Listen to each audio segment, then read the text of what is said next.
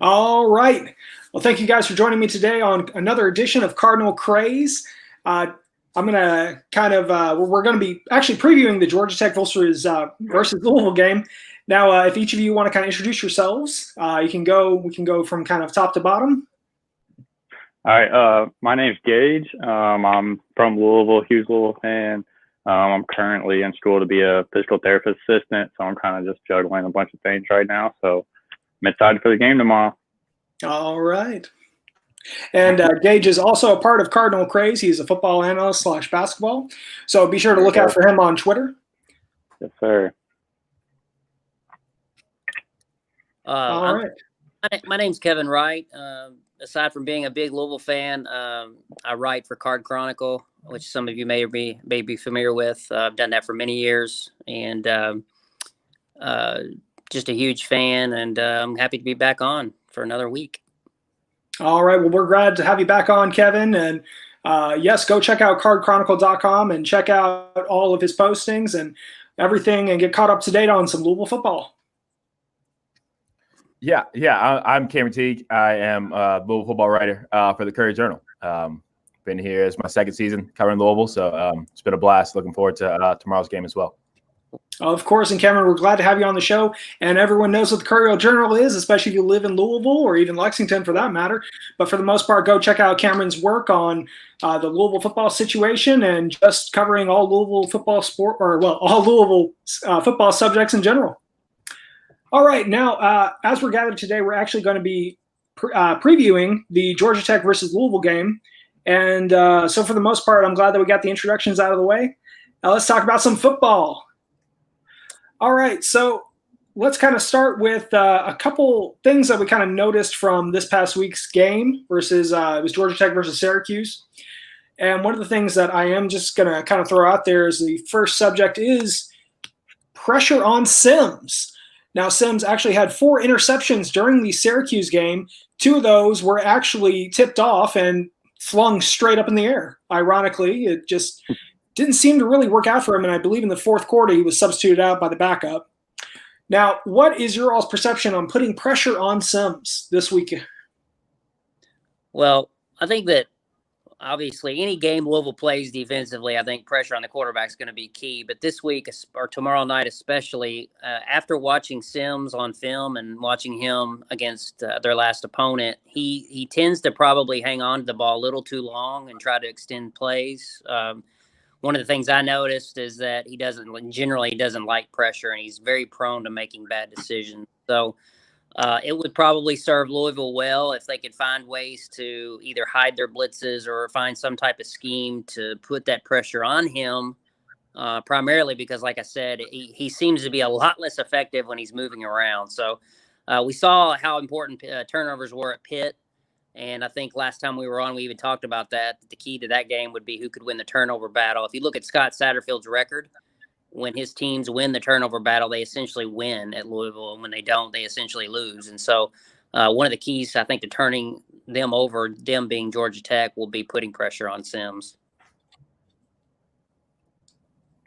Yeah, I definitely agree with that. I think one of the things, especially we saw with the Miami game, is that, and even dating back to last year's, pressure on a quarterback is just something we have not had. And it's not this staff's necessarily fault. I don't think we necessarily have the dudes that they necessarily want.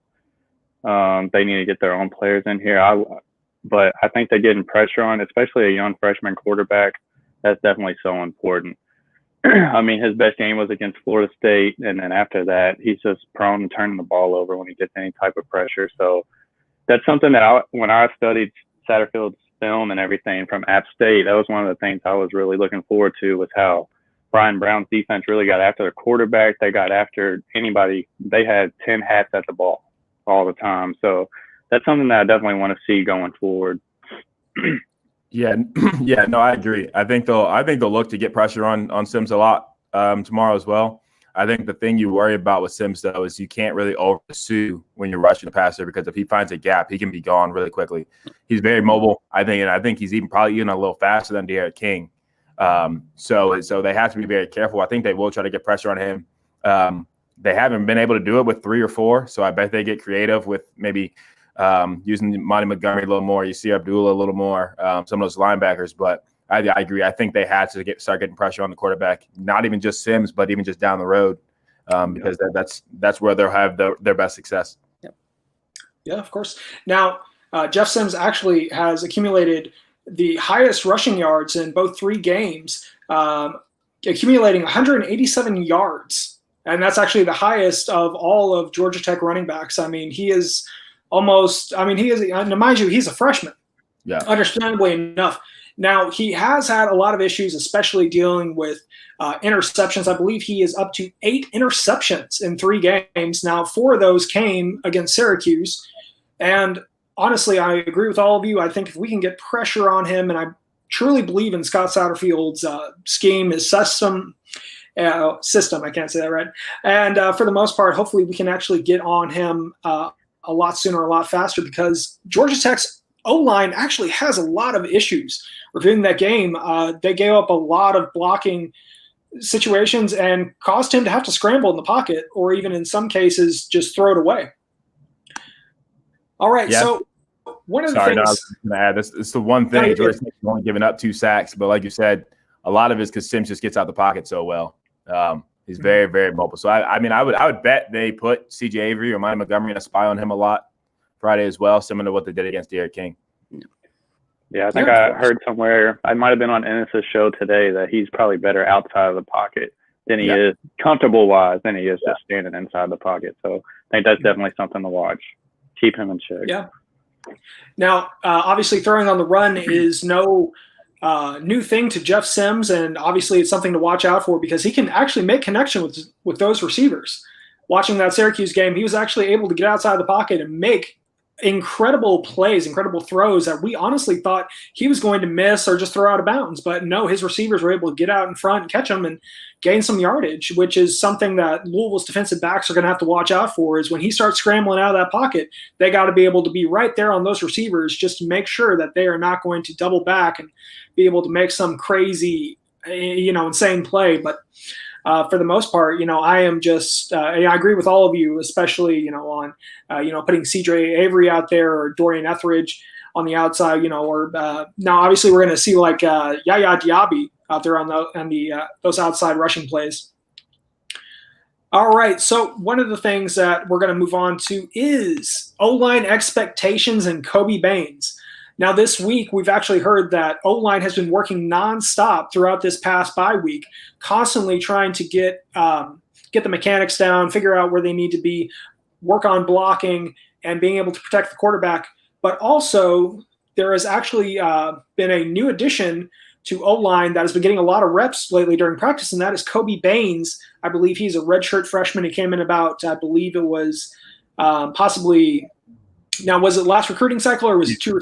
Yeah, he's a true freshman. True freshman. All right. Now, what is your all's expectations from O-line this week and Kobe Baines? I don't know what my exact expectations are, other than obviously to try to keep the penalties down, the false starts, that sort of thing. It's always big on the road, obviously, but I don't know if Louisville will face another defense, being that they're not playing Clemson this year, that's as talented up front as Pitt, because I really thought Pitt's defensive line was pretty sturdy and pretty good. They certainly exposed the weaknesses that Louisville has on the O-line. I think my biggest expectation, though, for Louisville from an O-line standpoint is going to be run blocking. We saw against Pittsburgh, if you take away the run by Hawkins, the 75-yard touchdown, their running game was virtually non-existent. And if they don't have that, it kind of takes away and negates their ability to run play action and to hit big plays in the passing game. So my biggest expectation is to see improved play, being that they had an off week and some extra practices and reps. So that for me is just simply playing better, really. As far as Kobe Baines goes, I'm excited. Anytime they put a new face out there, a true freshman on the line, I'm excited to see what they're capable of doing, especially when it's a young guy like him. He's a guy that could be around for another 3 or 4 years, obviously. So I'll be keying in on him as well. All right. Yeah, I think you'll see the offensive line get back to kind of how they played against Western and Miami. Like you said, Pitt's defensive line is so good. They won't play a D-line that good again this year. Like you said, albeit unless they play Clemson. I think that I don't know that you'll see Kobe Baines in like big minutes, real snaps on Friday. I think maybe he might get some special teams time, but I think Ledford will stay with his 6. I just think Cameron DeGeorge is so versatile with kind of the left and right guard and moving the right tackle. Unless Kobe Baines took a significant step that like is just kind of head and shoulders much better. I'm not sure he jumps into that rotation a lot. He may play a snap or two. But I would assume Ledford would stay with his core 6 into Friday's game. Yeah, and I would just say I think that the struggles McHale's having this year is a little bit have to do with the offensive line. Like you said, I'd love to see the run get going because our offense is run to set up the pass. It's not really vice versa. I think the Ravens even have trouble doing this. When their run's not working, they don't throw the ball very well down the field. So I'd like to see McHale get a little more time in the pocket and connect on some of these deep throws because we have not really seen them take the top off the defense. I mean, I think Dez bailed him out against Western. Tutu might have caught 1 or 2, but I think he missed Tutu 3 straight throws last week at Pitt on that one drive. Tutu dropped in the back of the end zone, but I'd really love to see them give McHale some time to tear apart the defense. Of course, and obviously Cam DeGeorge, kind of like what you said, Cameron, is that he is a versatile player. He can play, like you said, left guard, right guard, and honestly, I'm really shocked that they've been putting him in these multi kind of role situations. And honestly, it is a little concerning that there is not as much depth as we would want going into year 2. But obviously, we need players who can fit those roles. And one of the really questionable things that is going to be is, are we going to be able to handle their linebacker core, which Georgia Tech has a decent linebacker core. I believe it's Quez Jackson. He's a linebacker. He's accumulated 16 tackles, 8 assists, 1 interception.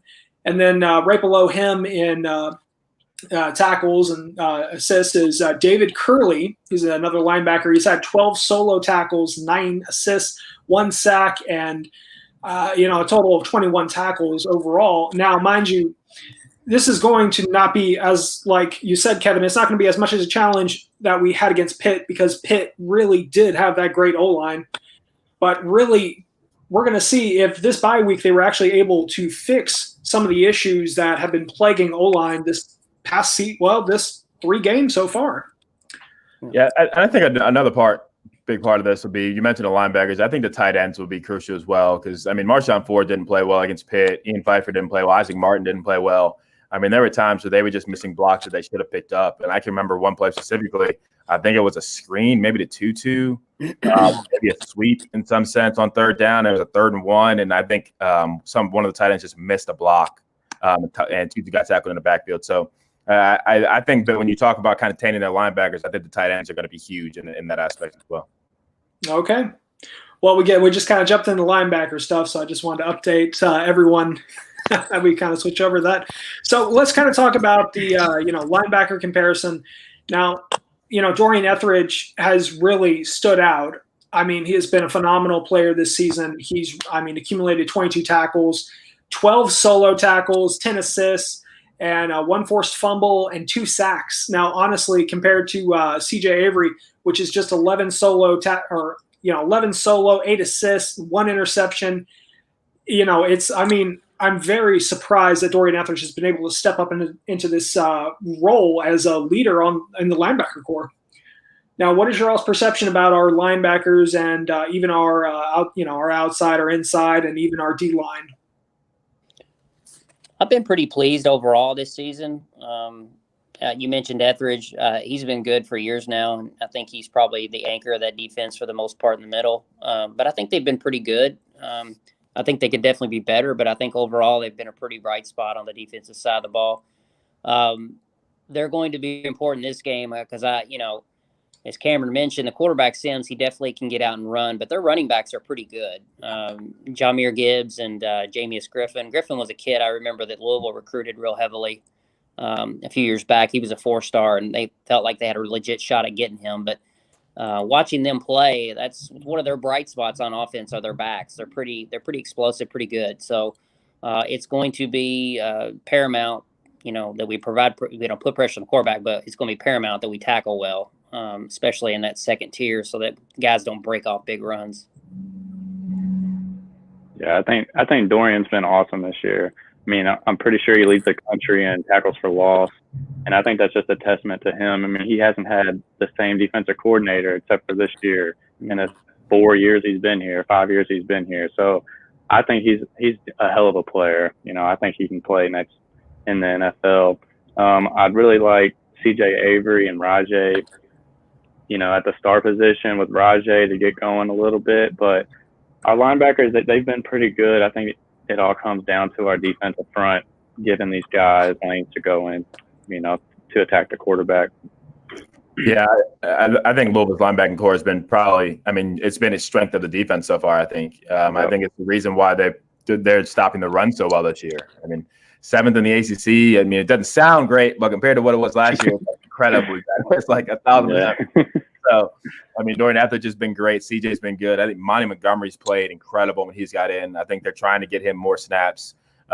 Sierra Pula's been good getting after the pass, getting after the quarterback. So I think they have a deep group that's playing pretty well. And like you said, I think they're going to be big again on Friday. I mean, because Georgia Tech's really got some studs at running back, and they're fast. Yeah.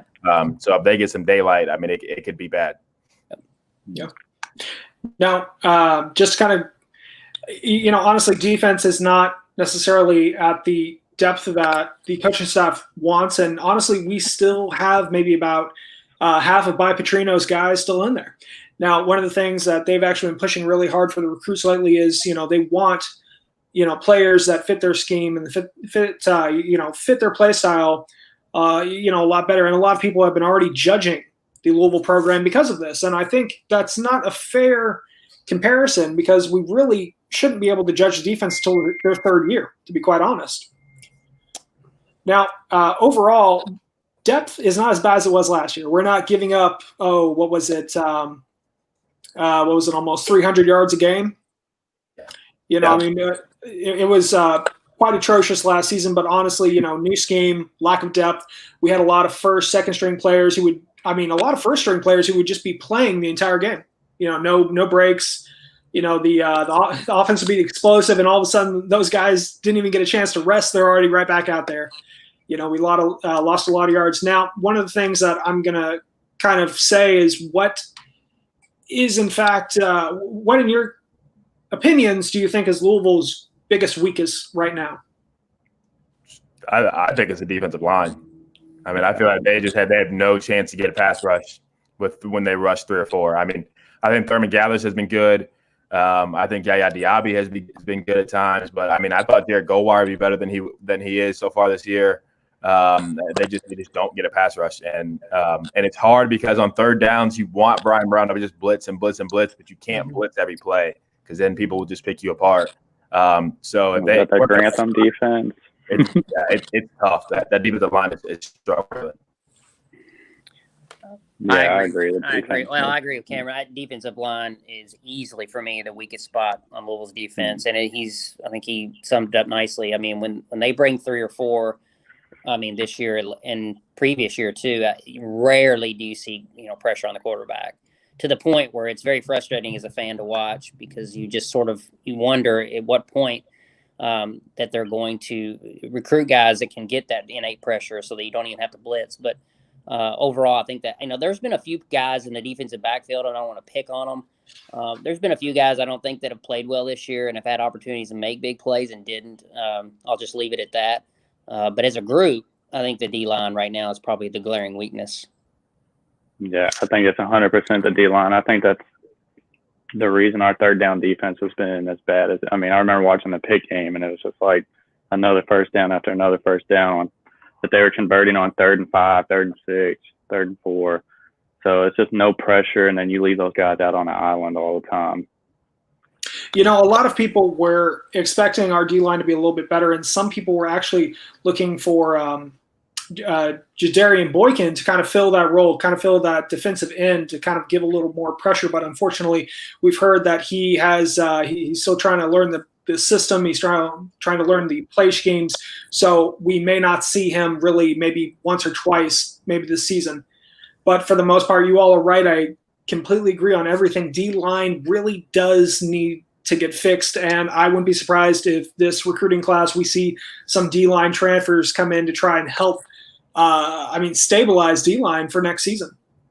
Now, overall, we have a lot of great players out there who will be able to fill those roles, but currently, it's not where it needs to be. This is not App State, Scott Satterfield football. This is, remnants of Bob Petrino 2.0 that is still kind of glaring in the background.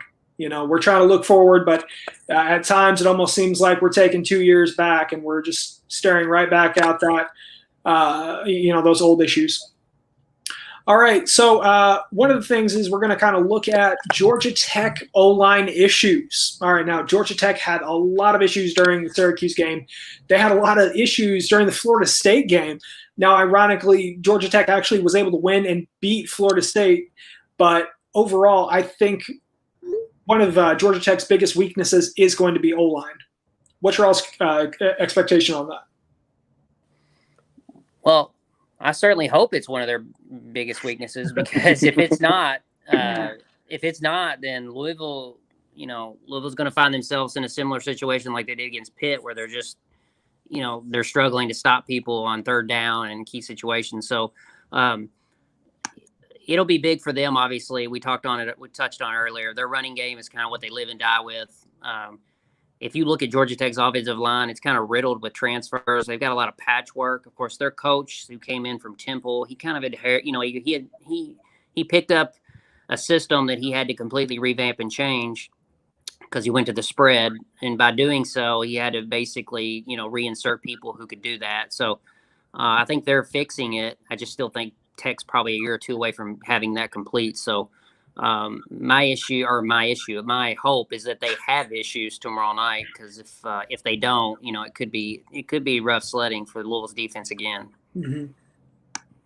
Yeah, like Kevin said, I think you can tell that they're just kind of set, like a lot of transfers who are kind of setting and saying, let's go out here and play. It's not like a lot of they're not built for the years and years throughout their careers. And like you said, Collins came in and made a setup change from an option to a spread. And it just seems like when you watch their film that sometimes they get confused about who's supposed to pick up who in a pass rush. And I think that bodes well for Louisville. I think of Louisville because they like to run stunts with Yaya in their ends. And I think that could help them a lot in the pass rush and even really stopping the run. So I think Louisville's got a really good chance to kind of contain them as much as they can and then get a chance to get after Sims on third down. Yeah. All right. Yeah, well, like Kevin said, I hope that they have problems, because I remember sitting in Cardinal Stadium on that Friday night where they hung 60 on us, just throwing 2 passes. So 66. I hope that they have a line issue. Yeah, 66, exactly. I hope that they do. Yeah. All right. Well, hopefully tomorrow night we're actually going to see hopefully that same weak O-line on Georgia Tech and Louisville's outside linebackers. Hopefully Yaya can be able to shine during that game. I have a lot of faith in Yaya. Yaya all the way. I don't know. Someone needs to hashtag that. All right. So for the most part, I do kind of want to look at Louisville a little bit and talk about something that not a whole lot of people are talking about right now, is leadership roles. That seems to be plaguing Louisville's offense and defense right now, is finding those guys to be able to step up in those leadership positions. They have guys who are doing great on the field. They have guys who are putting up big numbers. But overall, the leadership seems to be lacking this season, and they're trying to correct those. What's your all's perception on what's going on with that? Last time we were on and we talked about the Pitt game, I made a bold prediction, and it ended up being completely out in left field. It was horrible. But I said that I felt like Des Fitzpatrick was going to have a big game against Pitt. First play from scrimmage, Louisville throws a sideline pass. I think Fitzpatrick hauled it in for 40, 45 yards, but there was a penalty on the play. And if I recall, it may have been a false start or something on the offense. It was offensive pass interference. Offensive pass interference. That's what it was. And I immediately just kind of got a sick feeling in my stomach, because I thought, well, that was Dez's shot to get off to a quick, good start. And now it may not happen. And he was kind of non-existent for most of the game. He's a guy that, being that he's a senior, I was hoping he would sort of take on that leadership role and be a little bit more vocal. But I think overall, Tutu Atwell has done a good job. I mean, his play sort of speaks for itself. And then Mikhail, he spent so much time on his back this season. He's kind of been put into a situation where it's hard for him to be much of a leader because he's picking himself up off the ground so much. So on defense, Etheridge is the guy. There's no question for me. That's where everybody should, sort of gravitates around him. I see him as a big leader on the defensive side. I haven't gotten a chance, sideline behavior will tell you a lot too.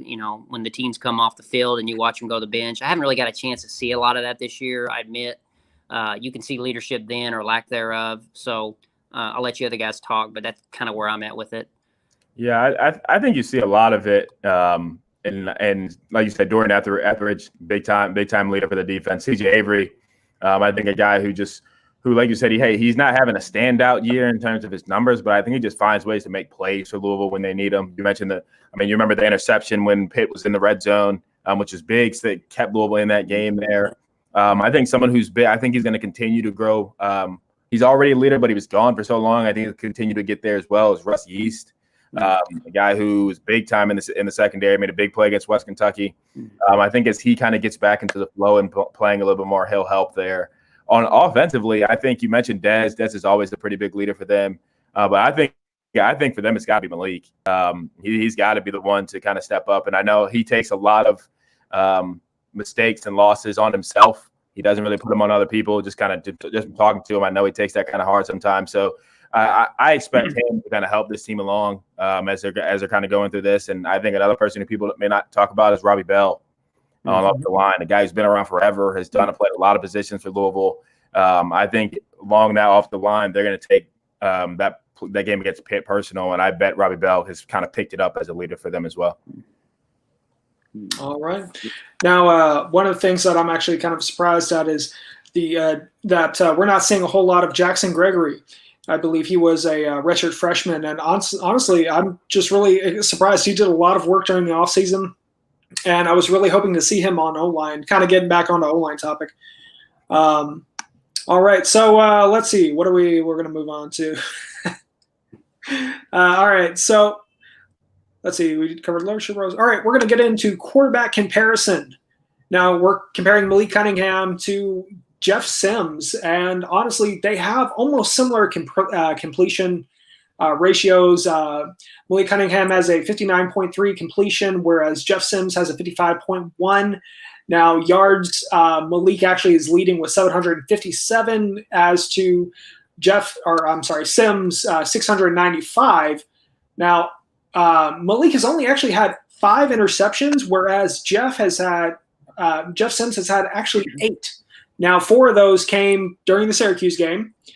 But overall, he's only had 3 passing touchdowns this season, whereas Mikhail, whichever he's going to go by this week, has actually had 7. And I'm very impressed with how Malik has been able to scramble in the pocket, trying to figure out what's going on, especially when the O-line's had such issues going forward. It almost kind of reminds me of a Lamar Jackson kind of situation, but hasn't really had that versatility that Lamar had.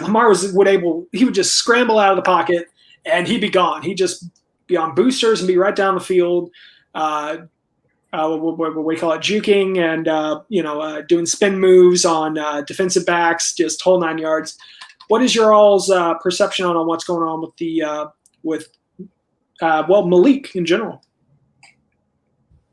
Well, he's got to stay healthy. That's the first thing. We all saw the end of the Pitt game, and we all probably collectively sort of held our breath because nothing against Evan Conley. He actually stepped in and probably won a game or 2 for Louisville last year, one of the most important games being Wake Forest. But this team kind of lives and die, I think, with Malik Cunningham at quarterback. And so if they're going to win, 7 games or however many they're going to tally up, it'll be because of him primarily on offense, that's for sure. So in comparison, I think the quarterbacks are somewhat similar.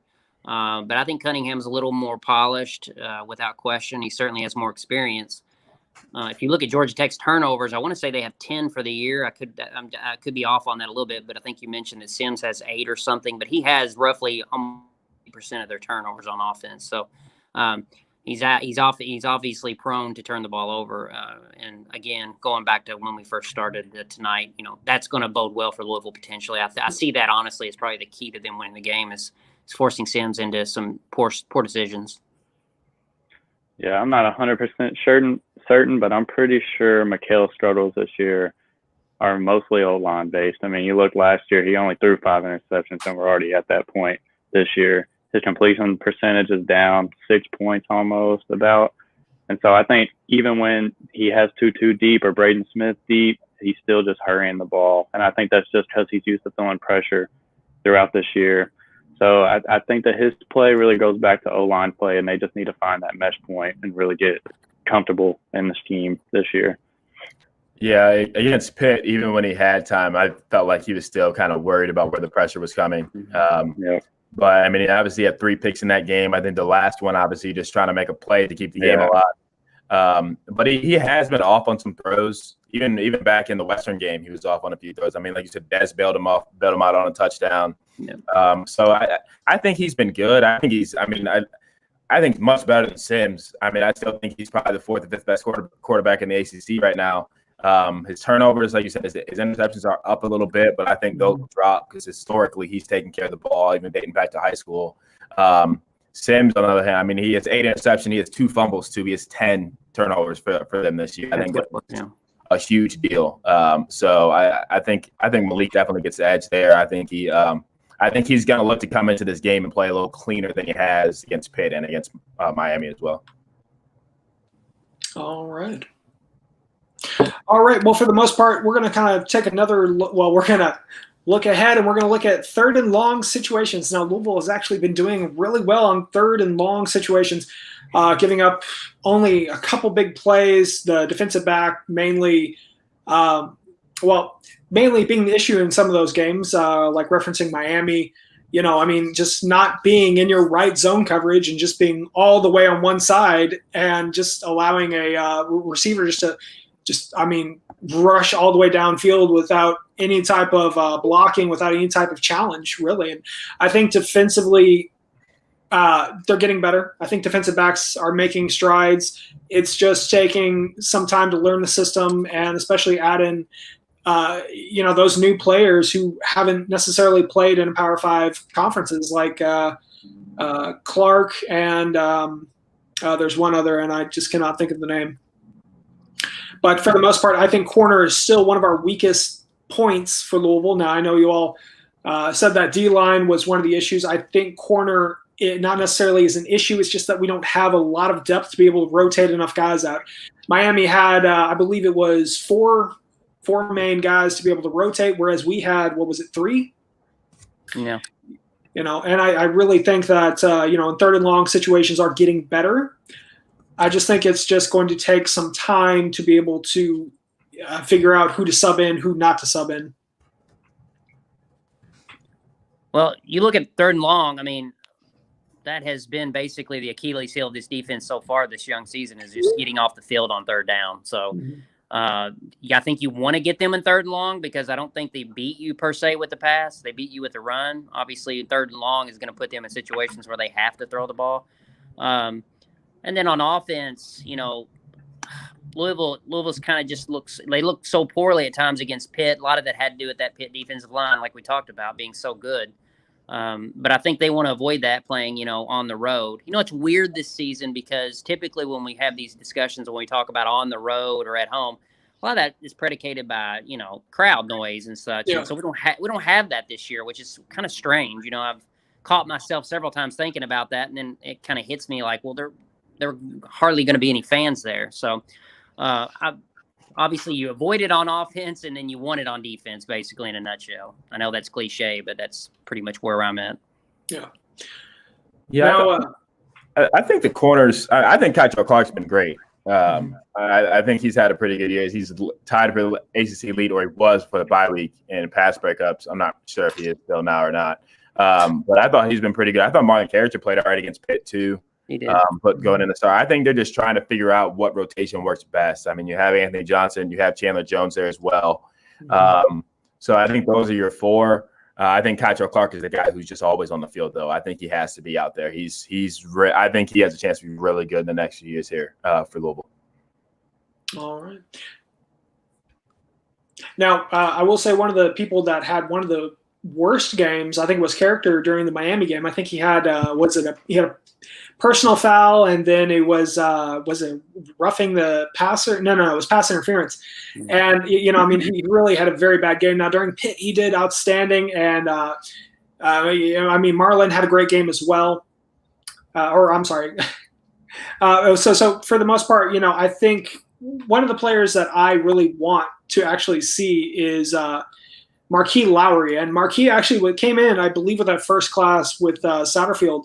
And he had great film, and I was really hoping that he would be that true freshman. And who knows, we're probably going to be seeing a lot of true freshmen come on the field over the next several games, especially in situations where Louisville can pull ahead. All right, now for the most part, we're going to kind of talk about the last couple things, which is keys to victory. What is your all's perception on the keys to victory from Georgia Tech, kind of cultivating everything we just talked about from this first 30 minutes? Well, for me, three things. I thought, first of all, that special teams were improved against Pitt, which was one of the things I said had to happen. You couldn't have a disaster like you did against Miami. Because if you did, then it was not going to bode well, especially playing on their field up there. And so you have to continue to have pretty decent special teams play. The run defense needs to show up. The linebackers need to continue to tackle well and prevent big break-off runs. And then last but not least, it all revolves for me around Malik Cunningham. Guys like Hawkins and Tutu can't do their thing unless Malik's out there and healthy and playing well. So for me, it's just, protecting Malik, giving him the time he needs to do the things he needs to do, and tackle well on defense. You got to tackle well every game. I know it's cliche, but when you face two really good running backs like Georgia Tech has, and if you shut that off, like some of the teams that have, you can beat them. Yeah, I'm gonna go ahead, Gage. Oh, I'm sorry, Cameron. I go with D-line play, definitely slow their run game down, and then try to get pressure on the freshman quarterback. And then reversely, our offensive line play, I think you got to try to get Javion going, and then pass block well for Mikhail. I think it really just comes down to that. I think if you give Mikhail time and our D-line plays well, I think we can compete with almost anybody in the country. Almost. Yeah, I think it's not up front. On both sides of the ball. I think Louisville blocks well. I see Jamin Hawkins having a pretty good day. If they can block one, I think whenever he has a good day, I think it usually leads to Malik having a good day, Tutu having a good day, and Dez having a good day. So if they can do that, they'll be good. And I think up front on defense, I think if they can slow down Georgia Tech's run game, the linebackers, like Kevin said, the blue linebackers have to play well. I think if you get Sims in third and long, that's where you want to be. I don't think Sims is like Kenny Pickett where he's going to have a chance to – I don't think Kenny Pickett's like a world beater at quarterback, but he's an experienced quarterback who knows what to look for. I think if they get Sims in third and long, you can mix blitzes with disguising some coverages, and I think Louisville could have a field day there if they can keep him in third and longs on Friday. Mm-hmm. All right. Well, for the most part, I guess that kind of covers the keys to victory. Now, for the last thing we're actually going to talk about is what happens. What do you think is going to happen? What do you think the score is going to be? Well, I was off against Pitt. I picked Louisville to win that game by a touchdown, but I don't feel really bad about that prediction because, like I said, if you go back and watch that game, Louisville left points on the field. They dropped a pass in the end zone and had a few other plays where they were right there. So I felt like they could have won that game at Pitt. They just sort of let it slip away. I think Louisville wins this game. I think it's close throughout. I'm gonna say 28-24. Harry Douglas is going to be there. I think that's pretty much all the motivation that they're going to need.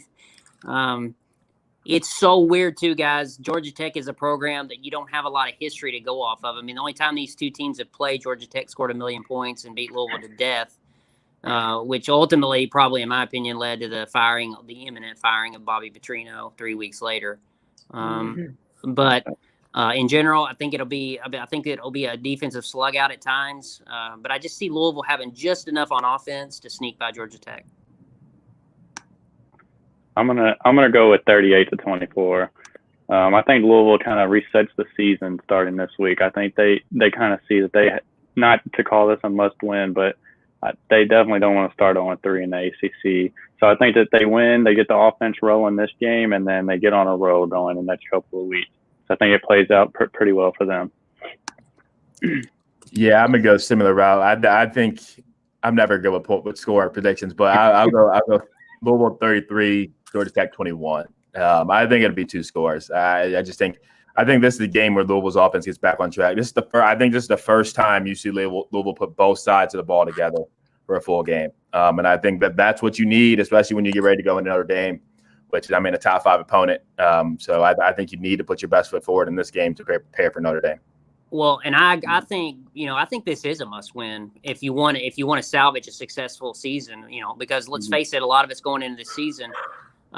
We're talking about potentially even playing in an ACC title game against Clemson. So here we are now talking about whether or not they can beat Georgia Tech. So beating Georgia Tech is going to be huge if you really want to have what's considered a successful season. So I do see this as a must win. It doesn't mean that if Louisville loses, you fire Scott Satterfield and throw everything to the Wolves, but I think it does raise some questions in terms of things that they're doing and guys are putting out on the field, and should there be major overhaul changes mid-season. So I do see this as sort of a must win.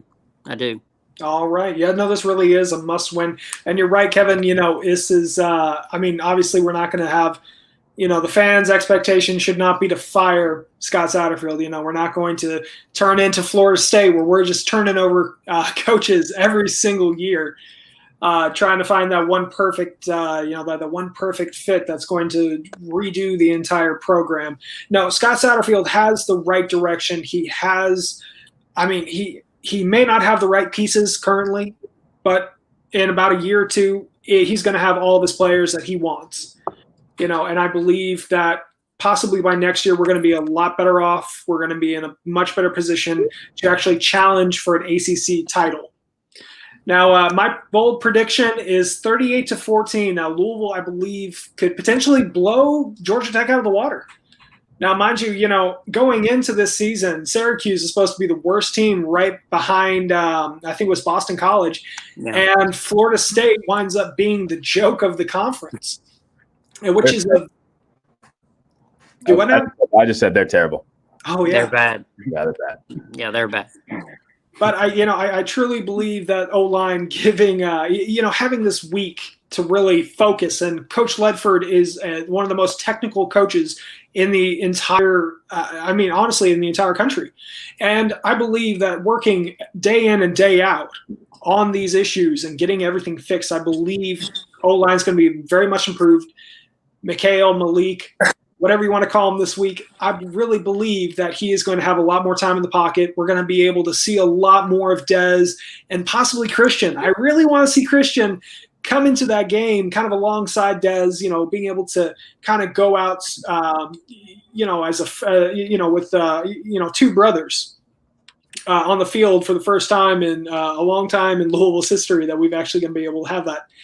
But anyways, I just truly believe that Georgia Tech's O-line is going to be awful.